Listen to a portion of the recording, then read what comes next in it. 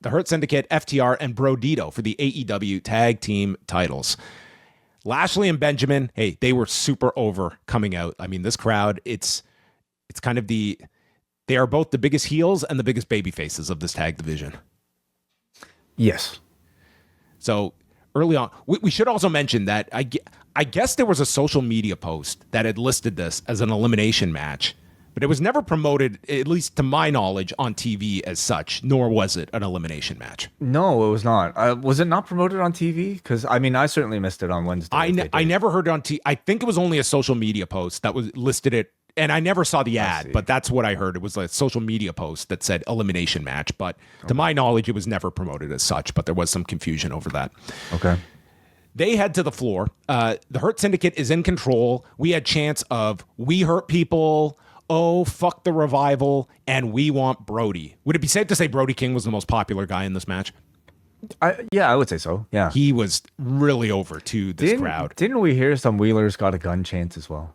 Did we? Wouldn't have surprised me because we did hear about chants like that at the tapings on Wednesday. I saw people making a gun gesture, so that's my assumption. I don't think that's a cool chant at all, man. Like, just from the fact of, like, if you want to hear like Cash Wheeler's like account of this, like, this is a pretty horrific charge that he was handed that was completely like thrown out as well. But I guess fans are going to chant whatever. But anyway, there were multiples of those on this European swing. King is in the corner as they work on Bandito for a long time, and when he gets the tag, this crowd goes wild. He hits a cannonball to both members of FTR and then squares off with Lashley, and the crowd went nuts for these two. King and Cash combine for a shatter machine onto Shelton Benjamin. Cash hits a tope suicida, which Lashley and Benjamin catch on the floor, so King dives to the floor, taking everyone out. And then with the four on the floor, Bandito and Dax are on the top turnbuckle. And Bandito takes Dax and hits him with a fall-away moonsault to the floor. You could not pay me all the money in the world to be Dax Harwood taking this spot. I watched his landing like 4 different times, and none of them looked fun. You couldn't pay me enough to catch these two on the bottom. Like, well, they barely did. I mean, it was just such an awkward way to catch two individuals at like a T shape coming down here. I mean, oh my, this was just a totally nutty spot to even dream up that they somehow managed to attempt and hit to some mitigating degree of success. But Dax looked like he just came all of his weight down onto the floor from this fall away moonsault. Totally insane. There's a step-up knee spear combo by Lashley and Benjamin onto Brody, when all of a sudden, men hidden in New Japan tracksuits jump the Hurt Syndicate and take Lashley and Benjamin away from the match. It's revealed to be Ricochet and Gates of Agony. So the Hurt Syndicate are totally gone from the match.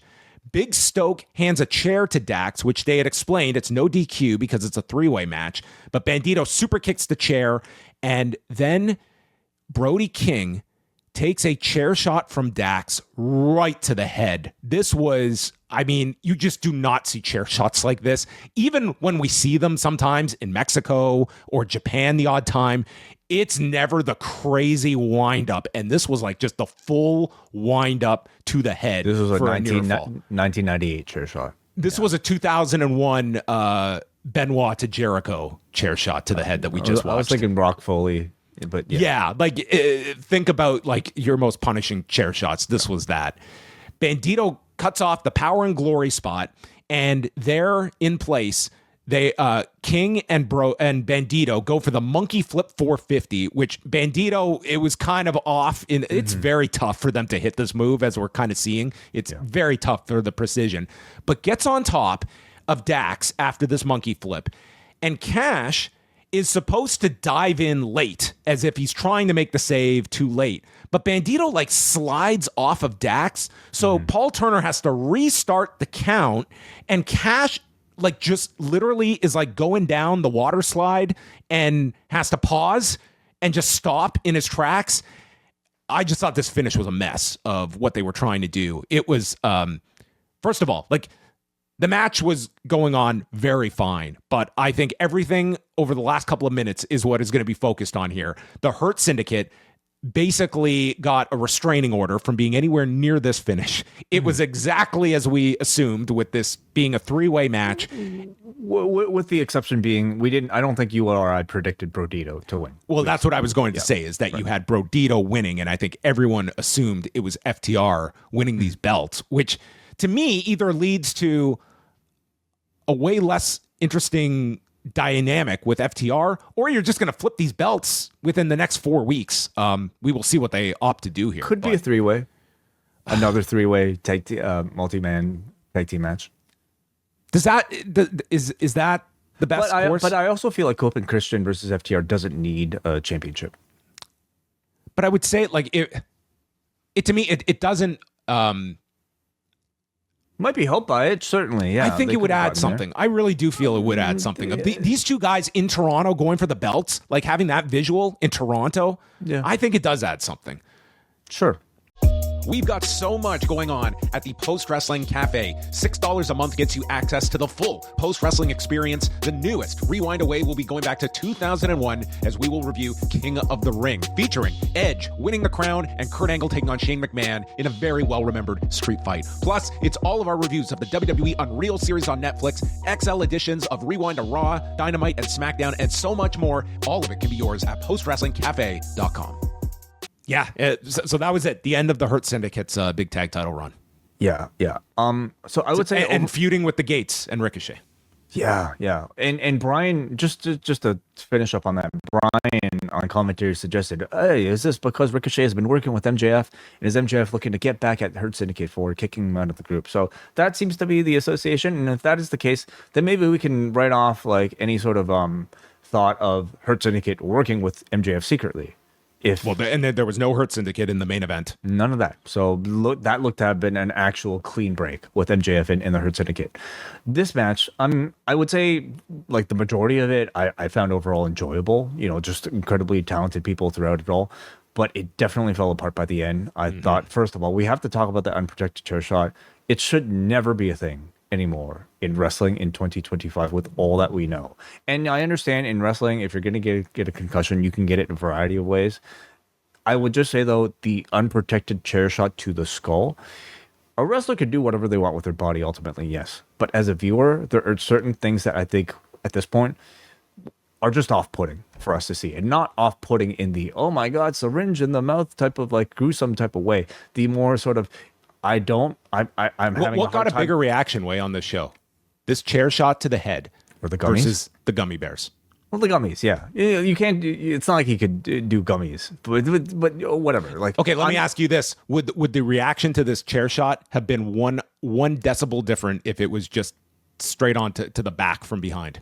No, of course not. Or if he got his hands up, of course not. No, it's one of those things that like breaks my immersion and makes me just genuinely feel uncomfortable with the amount of risk that was being taken. Anyway, just for the comment section, it's WOKE.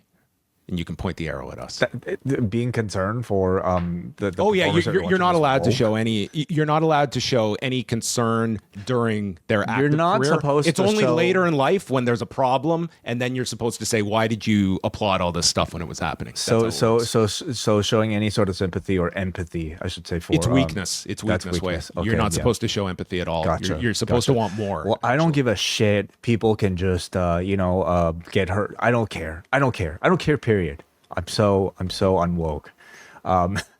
It was off-putting, that bottom line. And then I would say for me, it was the real lack of coordination in the Ricochet Gates of Agony attack and reveal happening at the exact same time as that chair shot. So we couldn't even feel the full benefit of that near fall, because at the same time you had Toa and Khan and Ricochet peeling their masks off. Nobody was paying attention to them because they were all reacting to the chair shots. Why? Maybe there's an easy answer for this. I'm just not thinking about it. Why were they in disguises? A sneak attack, I suppose. But it's still humans coming after you. Like, what? Oh, these are just random masked men. It's forbidden. They must be working here.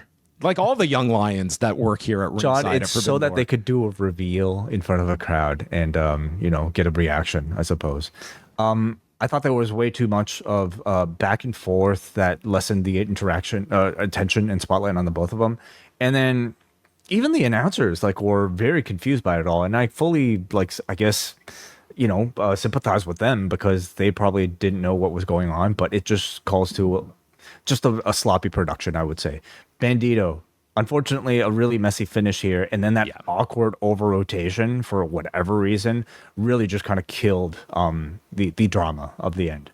Yeah, I tried to rewatch it, and it just looked like he just if it was too much momentum or something, but it just like Cash, like just from my viewpoint watching it was like the spot would have been Cash was going to leap in, but he'd be too late to make the save, but he's trying. Yeah, he did and when they had to restart the count, he's like, shit, I'm already in motion to time my late save. And he just had to just like plop right in the middle. So I really thought the ending was just totally screwed up as well. It took this match down for me. I thought this was kind of the low end of the main card.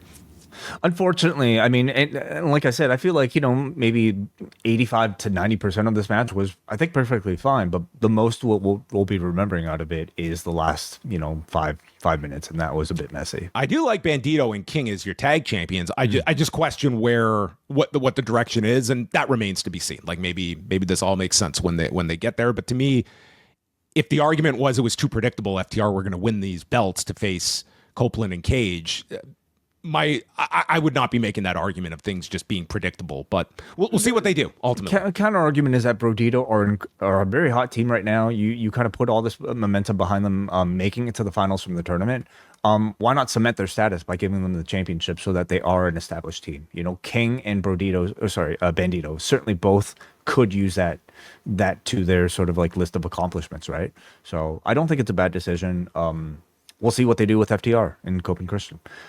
Do you have any thoughts on Hurt Syndicate not taking the pin here?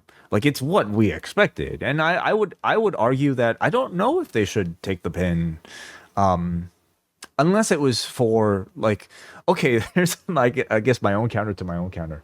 If it was Brodito beating the Hurt Syndicate, I think that'd actually be way stronger. But you put a lot of value and a lot of stock into protecting these guys in the Hurt Syndicate.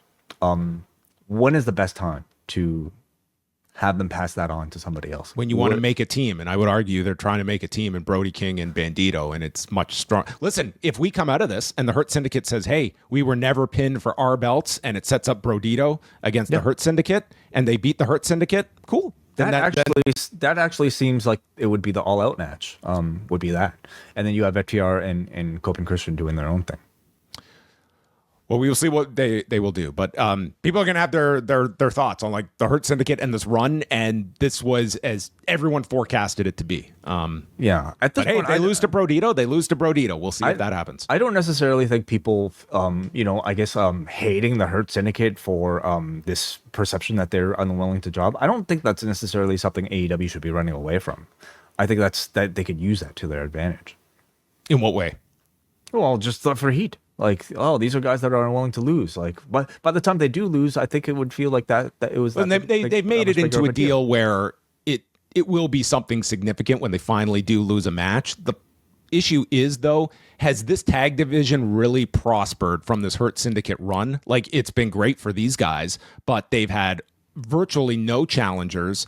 We just came off like Jet Speed, like that did a number on those guys. It really did slot them after they had gained a lot of momentum. That was poor build and poor promotion. Well, I mean, here we are. It's like when you've kind of run yourself out of options to work with. I think you're like there's a time to win and there's a time to lose, and I think that sometimes you just get too caught up on the idea of winning is of benefit when losing can be great for your storytelling too.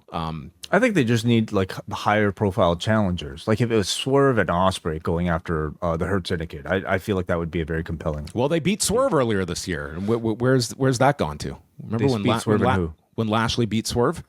Okay, well that's a separate issue. I'm talking about the tag team, but yeah, that's probably an issue. Okay. There.